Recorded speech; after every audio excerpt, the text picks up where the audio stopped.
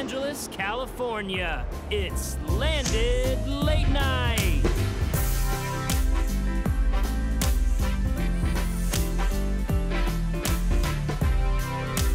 Tonight's guest, Eric Bigger. And now, your host, Haley Ringo. Welcome to Landed Late Night with me, your host, Haley Ringo. Tonight we have a very special guest. He's a TV personality, fitness trainer, and recently was seen breaking hearts on Bachelor in Paradise. It's miracle season, baby. Please welcome Eric Bigger. Oh my God. In the building. In the big season. How you doing? I'm good. How are you? Thanks for having me. Yes. Yeah, all the things. All that energy, love. Love. Oh my goodness, This you is guys. nice. I love the setup. Thank you. Thank Very you. you know? It's very me. Quality. Thank you. Are you saying Effortless. quality? Wow. Yeah. Oh my gosh. You got the Are we eye. having a moment? We always have a moment. We're in the moment. The power of now. Yes. Oh my gosh. Okay, guys. Yes. The first time that I met Eric, we were doing a photo shoot. We met through a mutual friend, and within 5 minutes, we started talking about astrology and personality types and the Enneagram. And what else were we talking? I don't even know. Numerology. Yeah, we just got into Everything. super deep spiritual conversation. Moon sign, rising sign. Yep. You're a Virgo. I am a Virgo. Very analytical, practical. Yes. Logical. Logical. Fixer. Yes. Sometimes I'm Thinker. not logical. Sometimes I'm very emotional. But Why is that? I feel like, there's just days where I get ahead of myself and I start thinking about all the things I want to do. Yeah. And instead of being okay, one step at a time, I freak out, but then I'm fine. It's just certain days. It's good to be emotional. You got to be in touch with those feelings. I know, Eric, I'm trying, but it's hard. Feel all of the feels. Feel all of the feels, yeah, Yeah. except for when I'm sad, I'm like, nope, don't be sad. Let's just be happy all the time. Everything's fine. Yes. But that's why I'm a 7. So what were you on the Enneagram? You're a 7. Mm-hmm. Well, the Enneagram, I'm not too sure, but I know about my life path. Yes, which is kind of similar. I think are you a I'm a 2. I knew it. I'm the peacemaker. Yes. Diplomat. And you're an ENFP? ENFP. We're both ENFPs, Intuitive. a.k.a. the life of the party. Extroverts, feeling and projecting. Yes. But yet she has an A in hers, so I don't know what that means. A means assertive. So you're either an A or a T. T is turbulent, so you're not as decisive. You question yourself. You question, you care more about what people think of you. And then A is more assertive. This is how it is. Right. I know what I like. X, that kind of way. So. Awesome. Yes. Oh my Late gosh. night landed. Late night we landed. Oh my God. See, Claim here the we miracle go. today. Yes. It's a miracle season. It is. Life's been good. Life's been great. Learned a lot, been through a lot, seen a lot, and done a lot, and I'm here. So how did you end up on The Bachelor? What was that process like? Did you apply? Did they reach out to you? Well, I had a friend, a great fan, Aisha Cole, a.k.a. Pinky. She's great. No, shout out Aisha. Yay! Hey, Pinky. Friend of mine for a long time, Okay. and she reached out to me. She texted me. And so she had a mutual friend who was casting for the show, literally on Facebook. So I got a screenshot of a Facebook casting of The Bachelorette. And she said, would you want to do this? I'm like, sure. Why not? So I went on an audition. They interview you. You have all these questions. They love me. They move me forward. But then you have another audition. So from there, the rest was history. I went on auditions, did all the paperwork. It felt good. It felt right. I was happy about everything. I was like, this is it. Say yes, but I never really watched The Bachelor or The Bachelorette, so I didn't know what it was about. I had no insight too much on it, that it was a romance or love show. Okay. And I was just curious, why did this opportunity come into my life? How did I attract this? What is it about this that makes me, why should I go on the show? Where I'm from Baltimore. Good morning, Baltimore. You hardcore, you strong. I'm from Baltimore. We ain't showing our feelings on our personal side. Love, get out of here. Not on a reality show, right? So I just was curious. I did it. And, Which everything on a reality show is real. Yeah, absolutely. And my life changed. Went to 6 countries, fell in love for the first time, and the rest is history. Wow. And we're here. I You landed. fell in love for the first time? First time in life. I It was transformation. It's honest. I can't even explain it. It was so much, because you're like, huh? Is this real? How did I get here? It was so surreal that all these things was happening so fast, and the journey and the things I always wanted to do in life, 6 countries. Yeah, and that's in a 2-month span, right? Because filming isn't very long. Yeah, I was there for 10 weeks. Wow. Yeah. Do you think it was because? Do you think the emotions were heightened and everything because it was, you're there competing with like a bunch of other guys, and you're in these crazy places and beautiful places, and you're flying all over the world, and it's just like go, go, go. I think that has something to do with it, but honestly, I think what really heightened it was no distractions. Okay. So if you're the Bachelorette and I can only focus on you, right, and all I have to do is think about you and our possibility of being whatever we want it to be, then, and we're doing like crazy things, we're climbing mountains, we're in sky or whatever, I have no choice but to fall for you. Yeah. And so it's kind of like human nature. Like you put two people together and you put them together for a long time and you have them do these outrageous, fun things, eventually you're going to fall for each other some way, somehow. Yeah. And that's what really happens. But, I mean, Rachel is a great individual and had a lot of good times. And it was great. You made it to Final 3, right? Yeah, Final 3. Yeah. Was that hard, like saying goodbye? You know, I think 2 weeks going in, I kind of knew I was going home. Okay. My intuition was, like, telling me. I didn't want to believe it. But I think I was shocked just because Peter didn't ask for her hand in marriage. Mm-hmm. I did. And that was the first time the whole season, entire season, that I didn't have anxiety. I wasn't nervous in the rose ceremony. I felt like, oh, I'm good. I'm definitely not going home here. Like, I'm good. Yeah. If anybody goes home, it's Peter. So when I went home, I was like, okay, this is my time. Yeah. Here we go again. I always say the goodbye was bigger than the hello. Yeah. You know, we danced, we joked, and I think she anticipated me really being mad and upset. But I was like, I can't really get mad. Like, you helped evolve my life. Mm-hmm.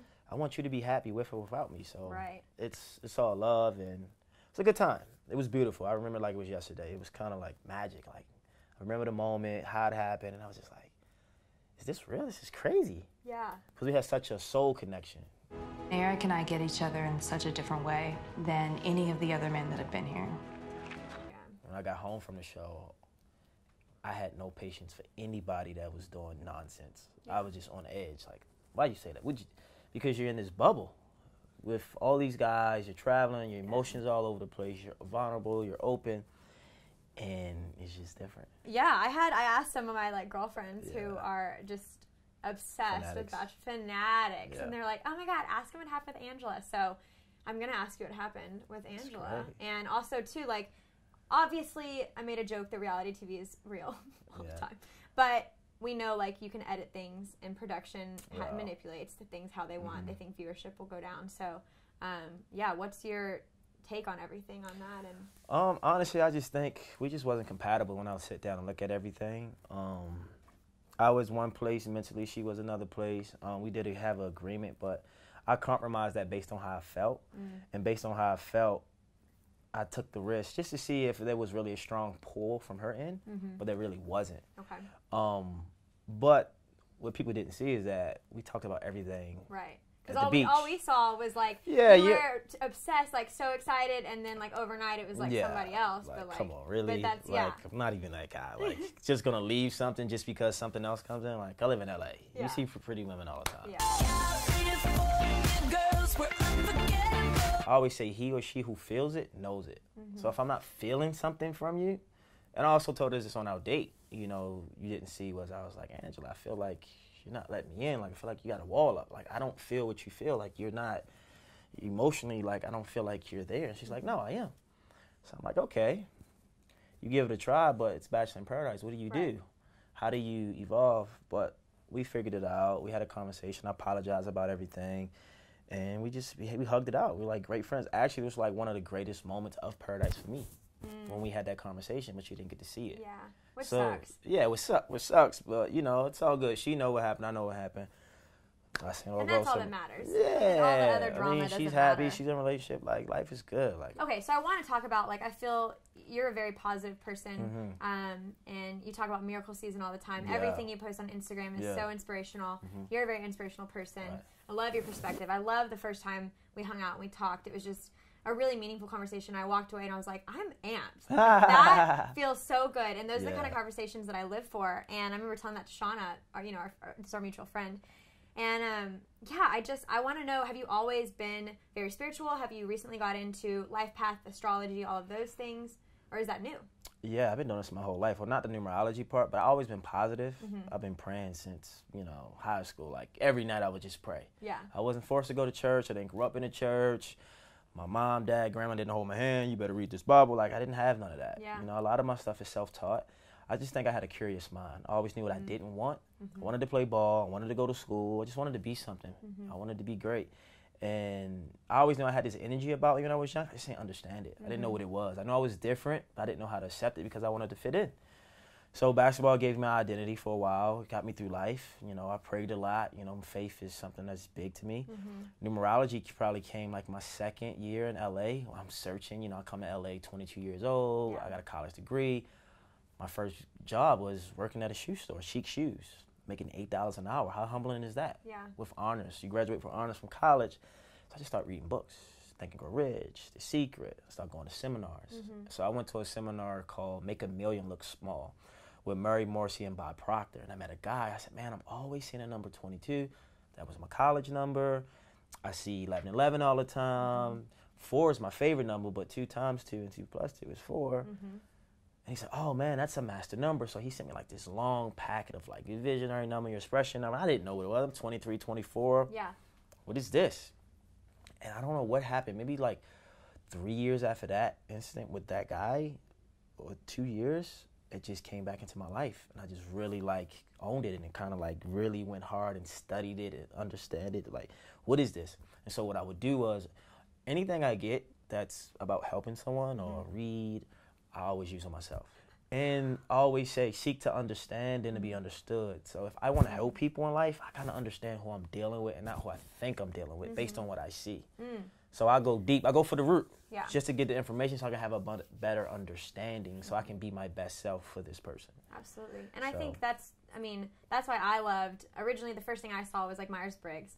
And then I got super into Enneagram because I feel like that's way more in depth than the Myers-Briggs. And mine's the same. My heart behind it is the same thing. You know, I just want to know people deeply and understand people, and I want to be known and I want to be understood. So I like love having that connection. That's why I loved meeting you that first time because I was like, wow. So how did you come up with Miracle Season? That was an intuition thing. I always call those God thoughts, right? I was on Afro Final Rose. I was in my trailer before I came out that day, March 13th, 2017. And I was in my trailer, and I'm like, man, it's miracle season.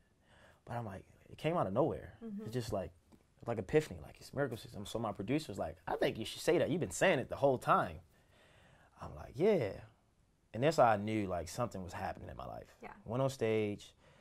I said, Rachel, you from Dallas, I'm from Baltimore. I said, it's miracle season. What's meant to be will be. I'm looking forward to meet you, something. And I left. And I swear I felt like I hit a game-winning shot. I was like, because when you literally say everything you want to say to a person, that's like, huh? Yeah. Like, that's alignment, that's divine, that's like, how did that happen? So that's when it came about, and then what really happened was, it was a foreshadow of me falling in love. I didn't really know that until, like, I thought about it after the show. So throughout the show, I got into it with guys in the house. People had my name in their mouth, and we getting into it. Got into it with the Bachelorette, Rachel. We had a falling out. I banged my body up. You almost dislocated my shoulder, banged my ankle up. Like, it was just a long year. Yeah. But on the back end of that, I fell in love. So a miracle, to my understanding, for me in that moment, and for what is Miracle Season about, is anything that's great, that's powerful, but it's going to take some work and some challenges to get to have. And you can have your miracle. So every day is Miracle Season, because every day, to get through the day, you're going to go through something. That's why, to me, my relationship with God is so important, because like if I didn't have that, I feel like God is who propels me to get up every day and love people well and be present and stay on the path that I know that He like wants for me, which is, I know I have all these dreams that I want to do, and they don't just come from nowhere. They're God dreams. That's what I call them. And like, and for me, like, miracles are like little things that just happen that are divine, and interventions where they could be so small, but you, like, even meeting you and even having like conversations like that, I feel like opens doors spiritually, like in the spiritual realms that we can't really see and tap into. But it just, I think about, and you talk about this a little bit, like the power of the mind and the power of your thoughts, and just, what you're thinking and what you're believing about yourself. And every battle begins here. Everything's in the mind. Absolutely. Thoughts become things. They say believe it, and then the belief becomes a fact. So you got to watch what you believe. But if you change the way you look at things, the things you look at change. So it's all here. Or I ask people, I don't think I can do it. I said, where does that thought come from? Who told you that? Well, yeah, who told you that? Yeah. People don't know. So your mind, that's why you got to watch what you listen to, who you believe, who you get advice from, like all these things, because everything gets into your mind. Yeah, absolutely. Subconsciously, consciously, mind over matter. Thoughts become things. Yeah. And this was a thought, right? This was a thought. That and kind of honestly, for me, like, I'm a believer, I'm a Christian, and even in scripture, like in the Bible, it talks about, in Mark, like Paul's talking about, I pray like I've already received it. And like I know God is going to give it to me.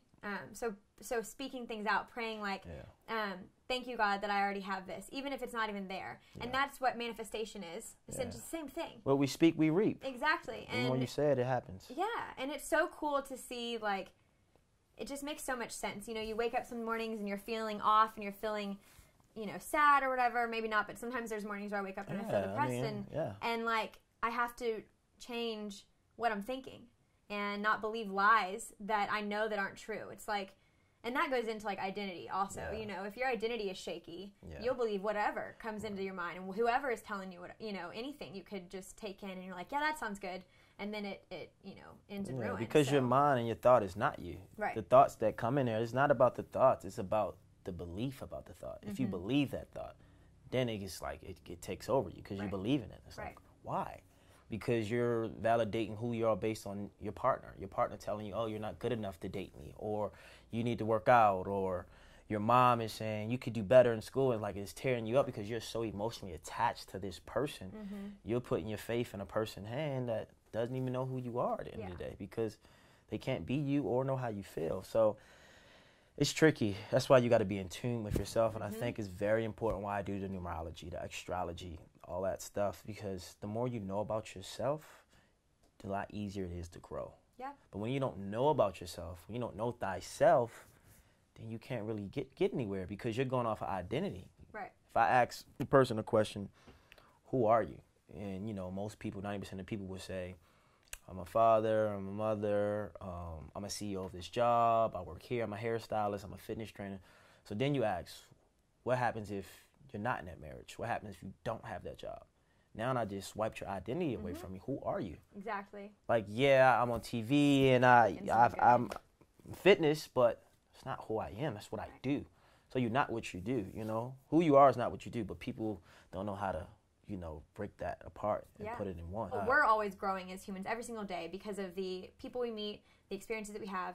But to me, it's like, what's the point of living if you can't have these deep relationships with people? And if you don't know yourself, how are you able to understand? Or have a deep relationship with yourself. Yeah, but how are you going to understand, like, especially think about, so marriage is like this, it's a huge deal, and you're marrying somebody, and they're not going to be who they were when you married them 20 years later down the road, which is also a beautiful thing because you get to grow with somebody. But like in that, learning about yourself, learning about them, and connecting on like such a deep level, like spiritually, emotionally, physically, is such a beautiful thing. And if you're not in tune with yourself and with God and with that other person, like, you can't have that. You can't. And then just even outside of marriage and friendships and stuff, like, life is so much more abundant when you get to experience relationships like that on a deep level. It's so cool. And we need it. And I think also people are afraid of themselves, their higher self, their best self, because when you're becoming successful or you are successful, it's responsibility.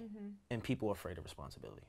So they rather follow someone or look up to someone rather than be that person. Yeah. Because to be that person, oh yeah, you got to work. We need you here, we need you here, you need to do this, do that. People don't know how to handle that because it's too much pressure. Yeah. Because it's all here in your mind. It is. It's fear. Self-mastery, and then being with somebody. If you're going to get married and you're going to commit to somebody, making sure that they're worth it, and they also believe that it's so important to know themselves and to grow, and realizing that change is always going to happen and it's inevitable, but finding the beauty in that and willing to learn. Because I think when you're stagnant, first of all, that's when life becomes really boring. Because if you're not growing, like, what are you doing, Yeah. And so, for me, I'm like, I will only marry somebody. There's a lot of qualities that I have that I want. You got a big list? Like I have a long list that I pray over. I'm like, Lord, thank you that my husband is this. Thank you that my husband is this. I love this kind of conversation. And I was so excited to bring you on the show tonight because I wanted to talk about these things. And I also wanted people to hear, they see on your social media, like, where your heart is. Yeah. But I wanted them to hear your heart on the show. And yeah, absolutely. I appreciate it. This was great. This is awesome. I think at the end of the day, you only can be you. Yeah. I always say no one can be you more than you. Be yourself, love yourself, be raw, be resilient, authentic, and willing, and life will change for you. So it's true. We have a game to play. Hey. Are you ready? Yeah. Let's do it. It is called Hesitation Hot Seat. Hesitation hot yes. seat. We're gonna so hesitate. If you do, boomerang, you gotta take a boomerang, drink. Boomerang.